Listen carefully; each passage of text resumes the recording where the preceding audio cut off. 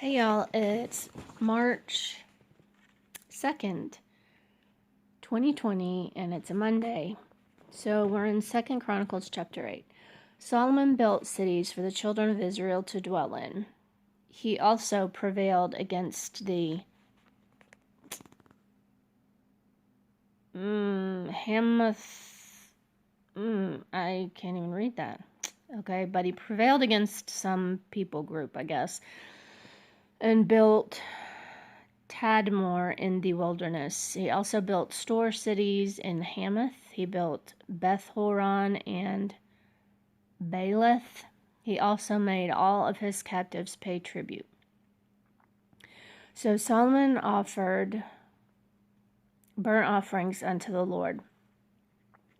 Then Solomon went to the land of Edom and Huram.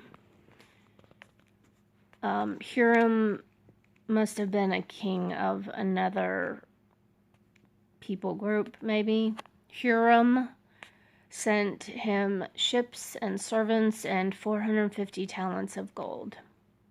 I don't know for sure if he was like his ally. I don't know.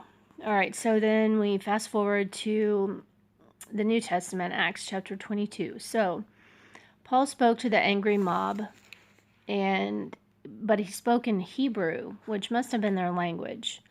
But he told them that he was a Jew, he was born in Tarsus. He said that he was taught by Gamaliel the law of God, and he also persecuted Jesus' followers.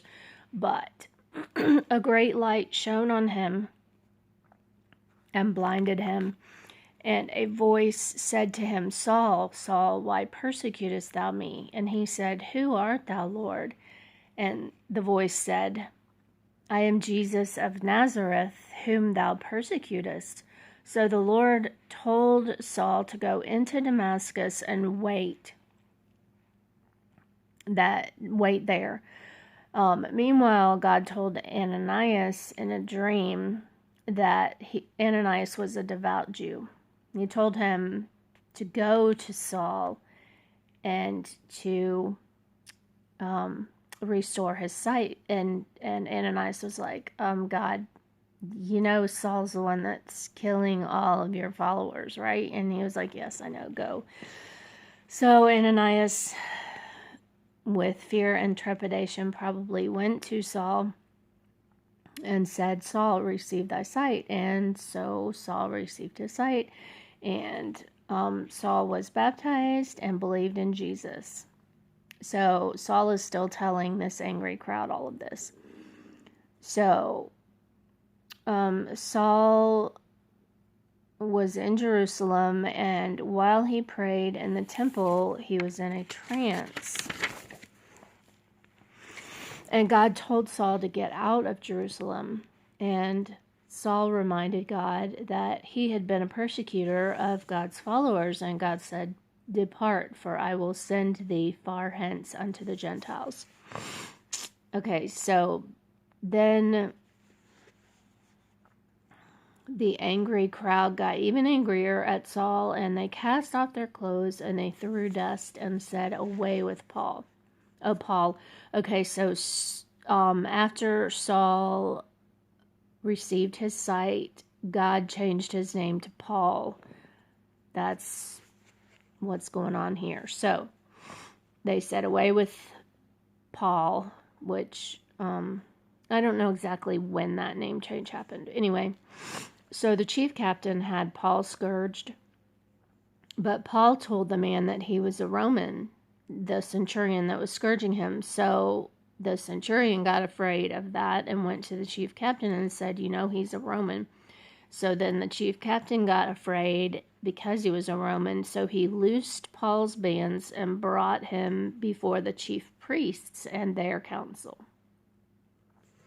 So that's where that chapter leaves off. Then in my YouVersion devotion called Claim Your Crown by Tara Lynn St. Eileen, she talks about how God answers our prayers, but not always in the way we want him to. and that God's will is better than our will because he knows everything. So he has the big picture. We don't. And that's when trust and faith in God comes into play. So basically, she was saying, pursue God for who he is and not just what he can give us. And to delight in him, and he will give us the desires of our heart. That's in, I believe it's in Psalms. So shoot me prayer requests. I hope that all of us who are sick will heal quickly and that we'll feel better.